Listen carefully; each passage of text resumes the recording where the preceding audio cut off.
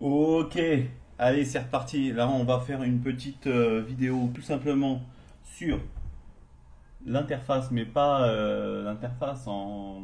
Ce sera plutôt la navigation. La navigation et quelques outils qu'on va utiliser. Donc, ce qu'on va faire, c'est qu'on va partir sur après un processus de création de personnage basique, tout simple, sur lequel on va essayer de le modéliser et tout, de A jusqu'à Z. Ce sera coupé en plusieurs parties, justement, pour pouvoir essayer d'appréhender le processus de création et que vous puissiez mettre ça en place après avec vos propres concepts. Donc, forcément, ce ne sera pas quelque chose de poussé à fond, ce sera vraiment juste pour pouvoir utiliser, montrer les outils afin que vous puissiez les utiliser vous de même facilement. Donc là, on va juste pour, avant de commencer la création, il faut que quand même on sache vers où partir et puis savoir aussi quel outil on va utiliser. Donc, ce qu'on va faire, très simple, easy life, c'est que déjà, hop, on fait un nouveau document. Tac, ça c'est pour la base, comme je l'ai dit. Euh, Moi, juste, je range ça parce que quand j'ai en gris derrière, je préfère. Je fais load une sphère 3D, tout simplement. Hop, je clique, je reste cliqué sur l'écran et je tire pour pouvoir l'agrandir. Et hop, je lâche. Ok, comme on a dit précédemment, directement, on va sur Edit afin de, hop, on constate que on peut tout de suite faire quelque chose. Je mets le, la sphère en Polymesh 3D, Make Polymesh 3D. Ok, hop, là, à partir de là, on est bon. On peut commencer à faire des choses. Donc, comme vous l'avez vu, quand je appuie, je clique sur la sphère, ça me fait hop des petits un effet bombé.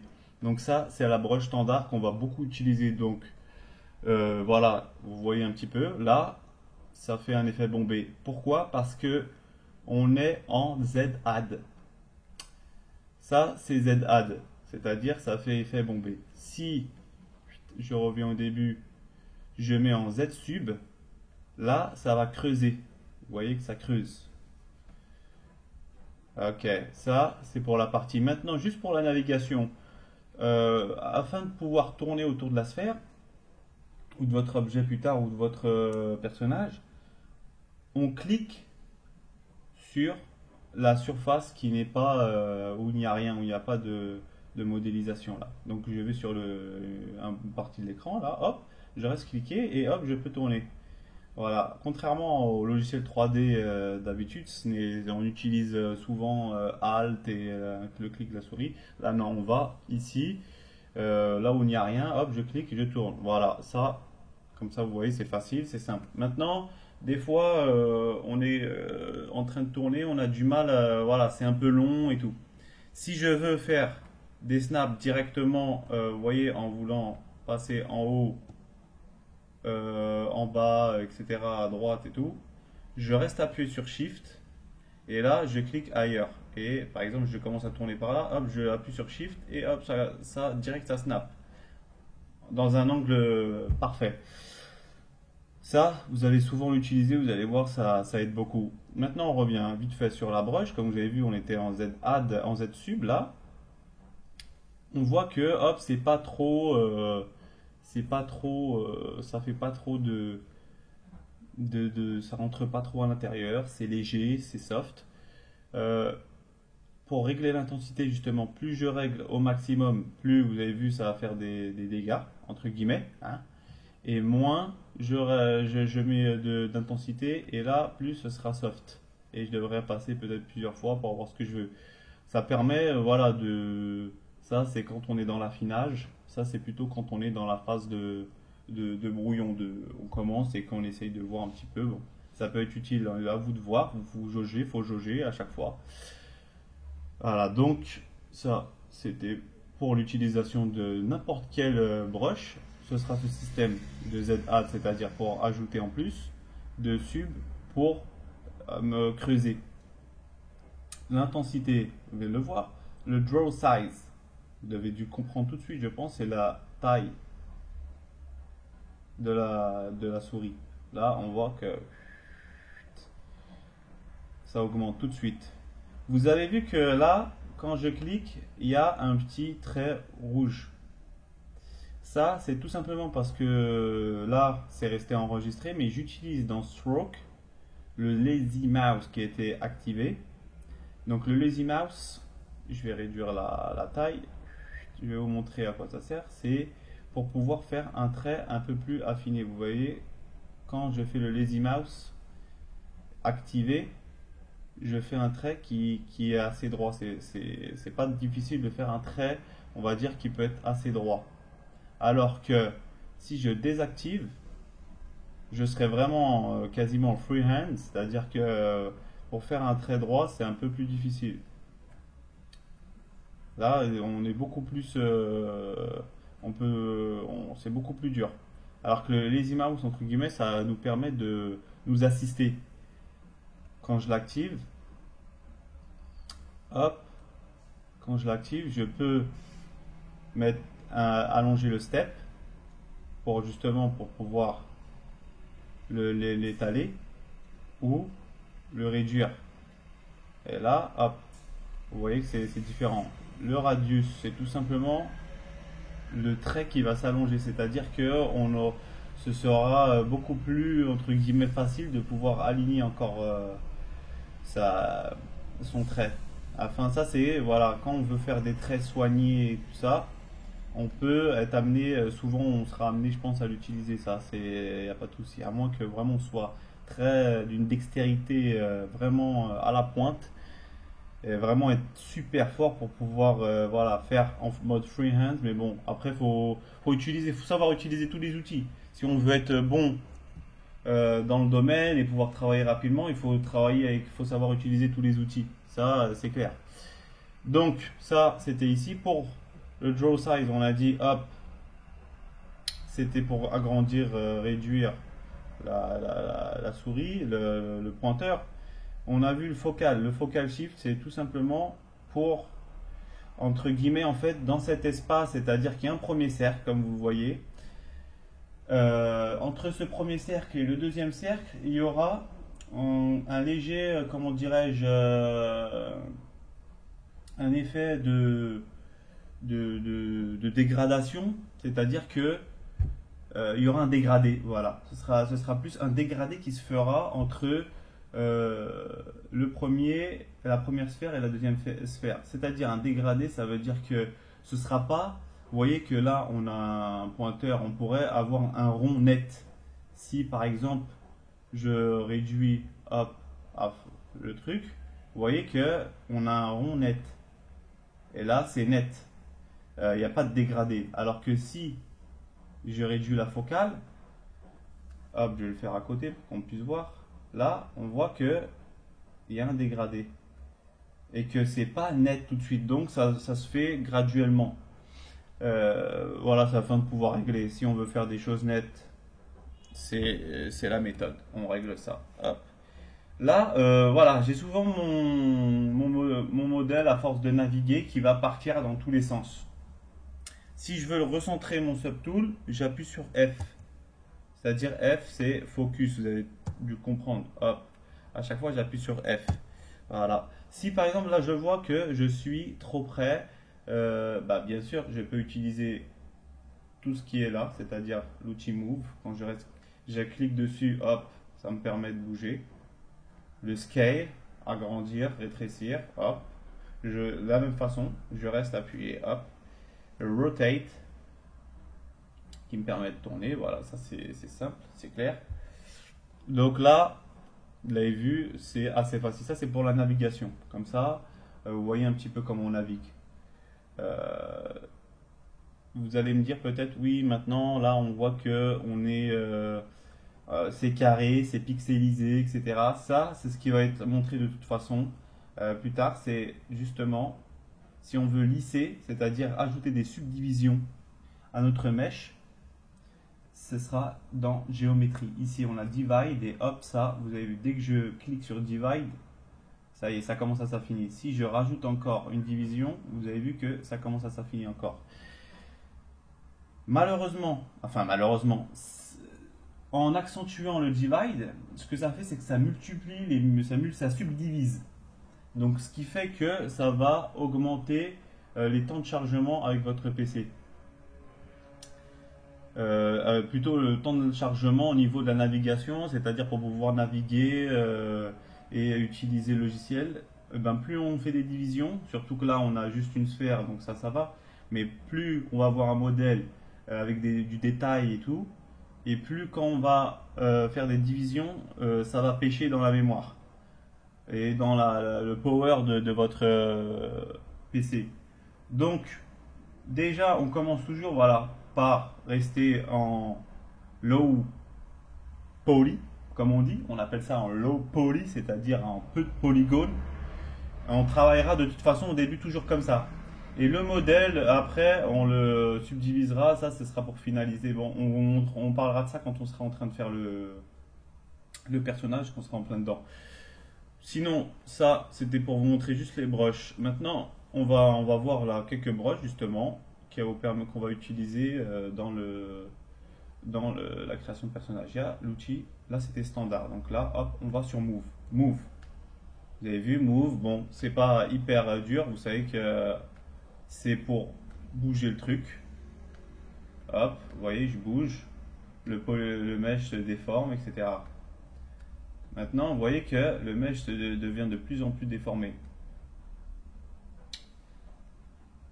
Hop, là, ce que je veux faire, par exemple, je veux passer en Clay Build-Up, ce qu'on va utiliser encore comme brush. Clay Build-Up, c'est ce qui va être utilisé plutôt pour beaucoup creuser.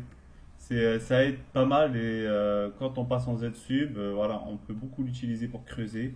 Vous avez vu, ça fait tout de suite des dégâts.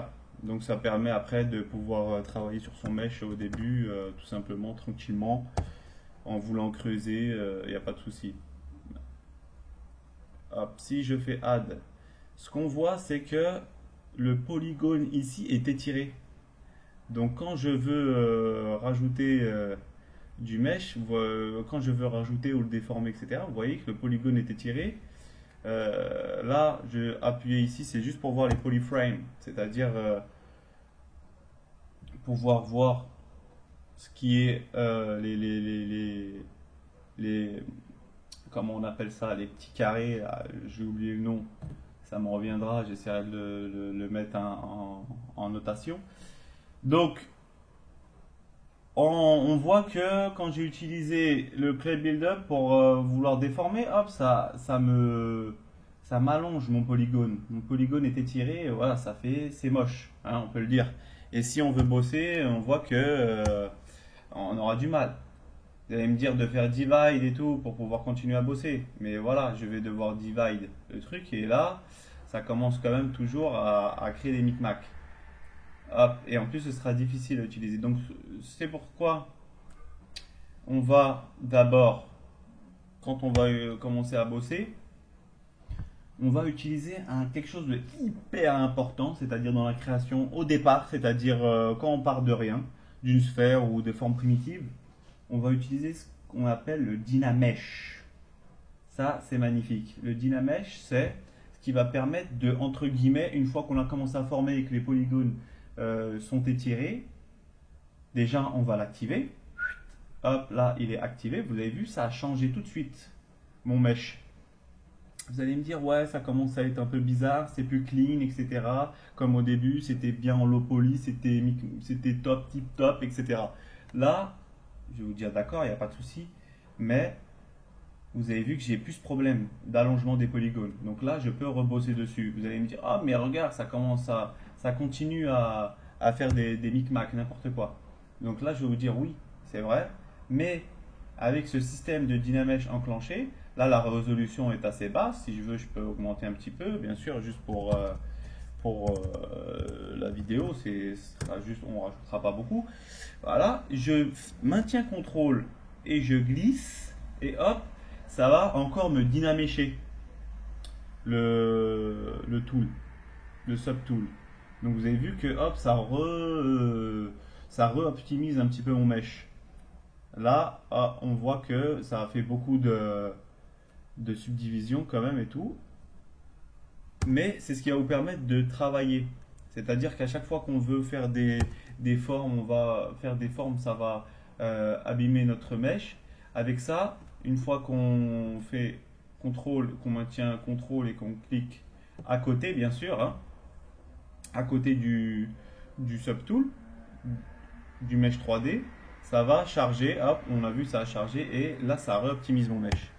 Donc, ok, voilà, hop, je reviens. Là, comme j'ai mis, vous avez vu ici, il y a des petits carrés noirs, c'est l'historique. Comme j'en avais parlé dernièrement, il y a l'historique. Voilà, à chaque fois qu'on fait quelque chose, l'historique crée, entre guillemets, un point de restauration, entre guillemets. Ça veut dire je vais faire quelque chose, hop, si je fais CTRL Z ou je reviens ici avec le point noir, ça me revient en arrière.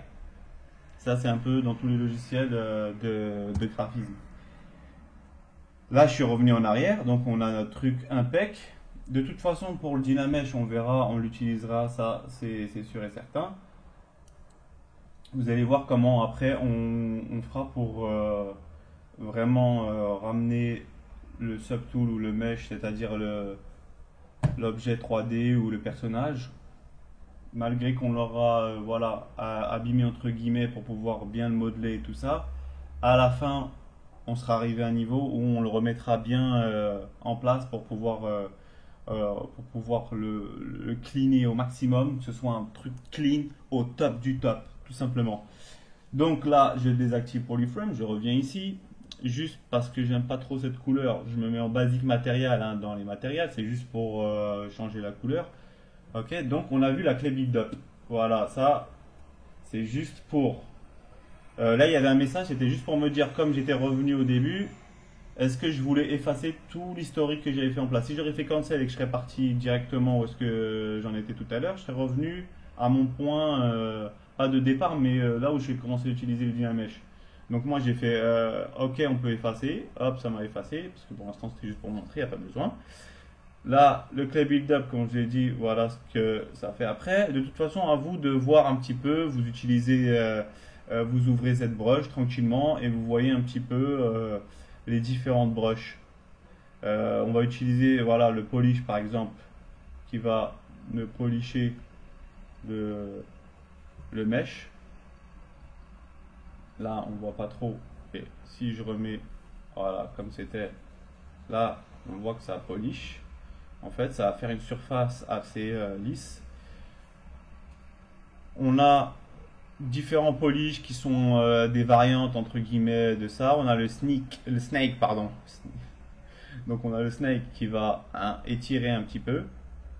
Vous avez vu, ça déforme directement le polygone. Donc d'où le Dynamesh à chaque fois pour pouvoir remettre ça en place. Après, voilà, on a le Dan standard qui va être aussi utilisé. C'est ce qui va faire, vous avez vu, un trait assez bien perçant, entre guillemets. Hein. Après, vous voyez de toute façon ce que ça fait. Hein. Des fois, je dis des termes qui sont un petit peu rocambolesques. Mais bon, je pense que vous comprenez en voyant comment ça se passe. Après, voilà, vous avez des brushes qu'on va pas trop utiliser. De toute façon, vous verrez au fur et à mesure. On verra au fur et à mesure.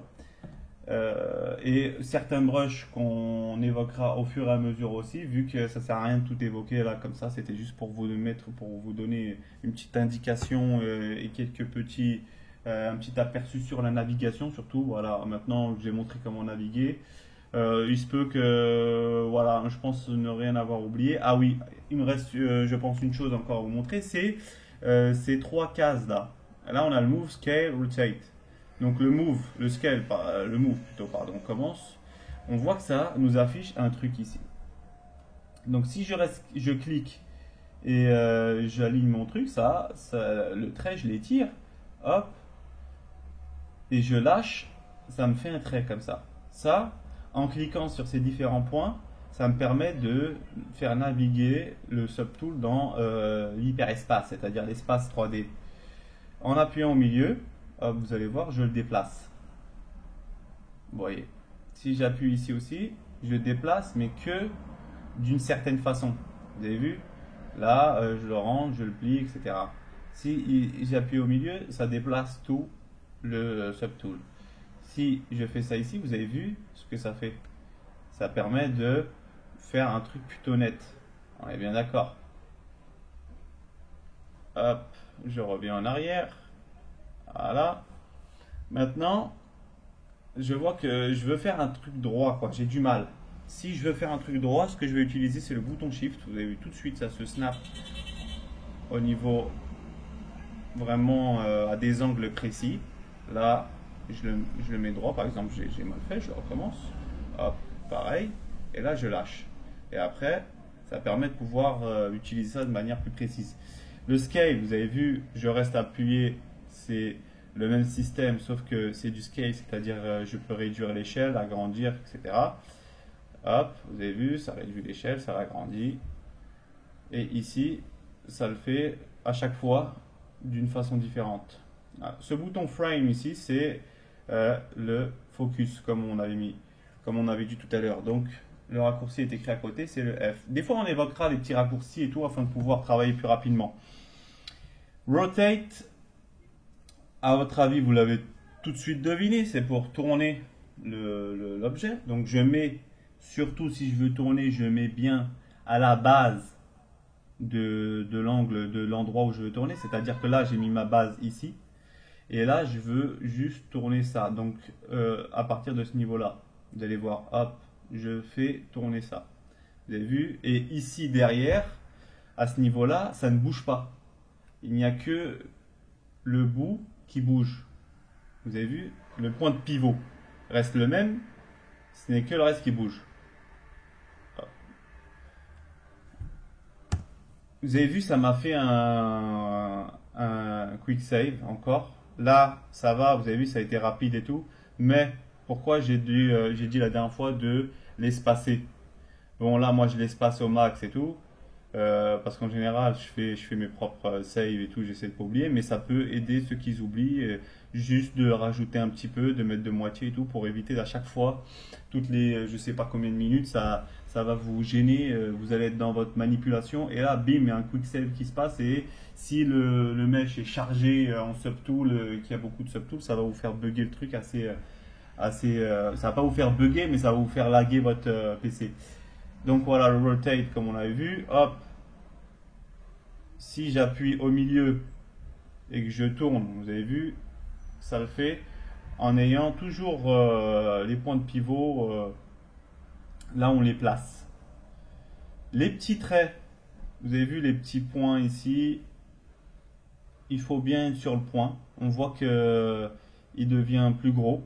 Si je clique dessus, hop, ça me met le transpose, l'outil transpose, comme on le voit ici écrit, ça me le met là où j'ai appuyé. C'était en niveau du haut, vers le haut, donc ça me l'a mis vers le haut. Là, vers la droite, c'est vers la droite, hop, ici vers le bas, ainsi de suite. En gardant le point de pivot, c'est-à-dire je peux le mettre là, voilà, il n'y a pas de souci. J'ai pas trop allongé, je veux que ce soit vers la droite en fait, hop, j'appuie ici. Ça peut servir aussi. Donc voilà, hop, bien sûr, si on veut continuer, on veut revenir à modifier son mesh, il faut revenir sur Draw. On voit qu'il y a le Draw Pointer, alors, excusez mon accent qui est un peu naze, c'est Q, il y a la lettre Q, c'est-à-dire que c'est le raccourci. Si par exemple j'étais sur R, là, Rotate, hein, on voit qu'il y a les raccourcis ici inscrits. J'appuie sur Q, hop, et ça me remet Draw. J'appuie sur R, hop, ça me remet Rotate. J'appuie sur E, ça me met Scale, et j'appuie sur W, et ça me met Move. Donc voilà, là c'était pour vous montrer un petit peu comment naviguer sur l'interface. Si par exemple, une dernière chose, j'ai zoomé à fond, là, et que, on va dire, je suis à fond là. Là, je veux faire un truc précis, par exemple, après des yeux ou quelque chose comme ça. Je vais zoomer à fond, je vais vouloir être précis. Mais après, bon, je vais faire un trait, voilà, mais j'ai envie de tourner autour de mon mesh. Et malheureusement, j'ai pas d'espace à côté. Si je vais cliquer à côté, hop, je peux pas. Mince. Donc ce que je fais, c'est que les traits blancs, vous voyez que c'est un contour blanc. Je vais au-delà de ce contour et je vois l'icône pour pouvoir tourner. Et là, je clique et hop, je peux tourner. Voilà, tout simplement. Ok, bon voilà, ça c'était une petite intro. Encore, juste pour pouvoir naviguer. Comme ça, quand on va commencer à faire notre personnage, vous allez pouvoir utiliser un petit peu les quelques outils que je vais vous montrer. Et de toute façon, au fur et à mesure, on va essayer de voir tout ce qu'on va utiliser pour que comme ça, vous pourrez, vous, quand vous allez vouloir modéliser quelque chose, vous allez pouvoir le faire justement tout seul sans aller vous poser la question à chaque fois, ah ouais mince, où est-ce que je dois utiliser, où est-ce que je dois, comment je dois faire pour pouvoir utiliser cet outil, etc., etc. À chaque fois, on va évoquer au fur et à mesure.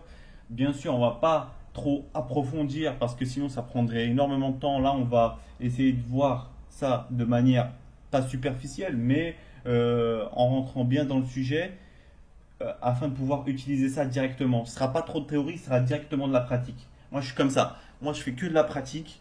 Bien sûr, de la pratique pour pouvoir s'améliorer. Donc, sur le modèle, je vais pas aller à fond dans les détails et tout. Je vais modéliser et tout ça, et après, je vais vous montrer comment utiliser les outils. On va essayer de faire ça tranquillement. Et vous, au fur et à mesure, vous allez voir les outils, vous allez savoir les utiliser, et vous pourrez mettre ça en place de manière plus approfondie dans vos propres modèles. Et c'est ça l'essentiel. Ça sert à rien que je vais faire des tutos de 1 heure, 2 heures, 3 heures pour vraiment aller dans les détails, parce que de toute façon, après, ce sera une fois qu'on est dans la finalisation du mesh et qu'on l'a bien modélisé et tout ça, les finitions, ça met du temps. Ça met du temps pour finaliser bien son mesh. C'est vraiment, et donc je vais faire une vidéo de 3 heures, je vais la mettre en accéléré. Vous voyez, il y a plein de tutos, il y a plein de quick process sur YouTube, vous allez voir, ils vont les mettre en accéléré, et même des fois en accéléré, ça peut durer des heures, tellement c'est long. Bien sûr, ils font des pauses entre temps, ils ne restent pas 10 heures d'affilée, sinon ils vont avoir les yeux qui vont sortir des orbites, et ils vont avoir les yeux qui vont exploser, les pauvres. Mais bon, voilà, c'est afin de pouvoir vous aider. Ça, c'était une petite parenthèse de fin. Celui qui veut la sauter, bien sûr, parce que je blablate un petit peu trop, on peut la sauter.